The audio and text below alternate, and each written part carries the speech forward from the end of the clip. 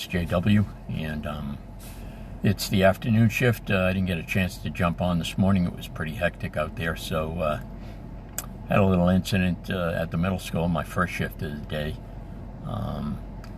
Drivers, for the most part, have been pretty cooperative, and I haven't seen any road rage incidents in a while. Used to see a few. I saw a few of them last year, and prior to that, I've seen more of them. But I think as incidents have been reported on the news and stuff of people really, having road rage and being sent to prison because they end up killing someone, or, so I think people have kind of tried to balance their anger and refrain from screaming and yelling, because you never know. I mean, the guy you may be screaming and yelling at, may have some sort of weapon, and it's not a good thing. So if the guy you're yelling at stops, and then you stop, now all bets are off of what might happen. There's no winning for you. And in this case, a pickup truck came up the road after dropping off a student, and you come on. What you do is you come up the hill, and there's a stop sign, and then there's the main road that parallels that. So he came up to the stop sign and blew through it and nearly clipped some little car. He was in a big pickup. It was one of those, long pickup trucks, and he nearly clipped this little scooter type car. It was like one of those real small cars. I forget the names of them. Chevy has one. They all have one. And this one was smaller than a compact. And if he had hit that compact, it wouldn't have ended well for that guy.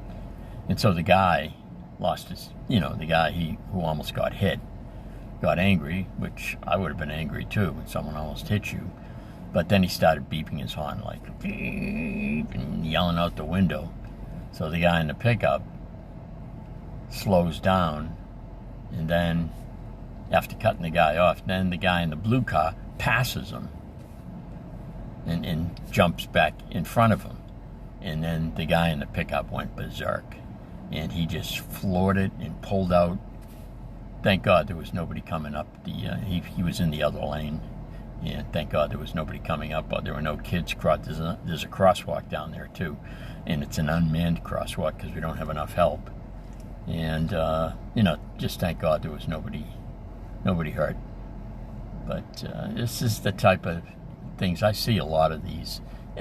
Everyone knows they exist. You hear them on the news, like I say, but I've seen them, and I've witnessed frustration, and I think a lot of it has to do with the society we live in today. There's a lot of pressure on people. Everybody works. When I was a kid, there were a lot of stay-home moms, and because they could afford to stay home, because you could survive on one salary. You could buy a house, put food on the table, take that vacation every year. But that's not the case anymore. Everyone's got 2 cars, 3 cars. If you got older kids in the house, sometimes 4 cars. And you got big mortgages, really high taxes. The town I live in, the taxes are extraordinarily high. I thought I read that they were the highest in the state. I could be off on that, but they're in the top 3 or 4, I'm sure. And they're real high. And so, it's a lot of stress on people. And people, they're triggered easily. You're rushing to work, you got to drop your kid off, and you're going to be late for work. Your boss is going to give you some crap, and he doesn't care about your kid. And I had to drop my kid off. That's not my problem.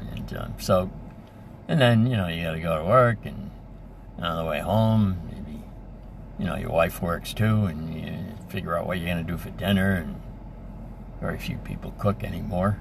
So, it's, takeout or... So there's a lot of stress on people. I get it, but this was totally uncalled for. The guy in the pickup truck, he was in the wrong. He not only cut the guy off, then he responded. Instead of, if someone beeped at me in a situation like that where I cut them off, I would just give them that look and that wave that I'm sorry, it was my fault. But not him. He was just an angry city. So anyway, we got through it. Hopefully today goes a little easier. Yesterday was a tough afternoon up at the elementary school with the traffic backing up about a mile and a lot of angry people trying to get home.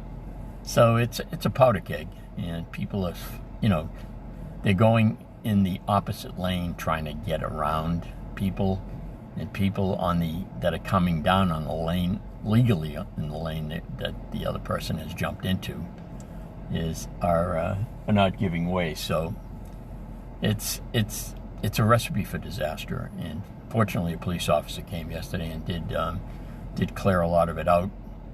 And anyway, I'll maybe talk to you again up at the elementary school. Take care.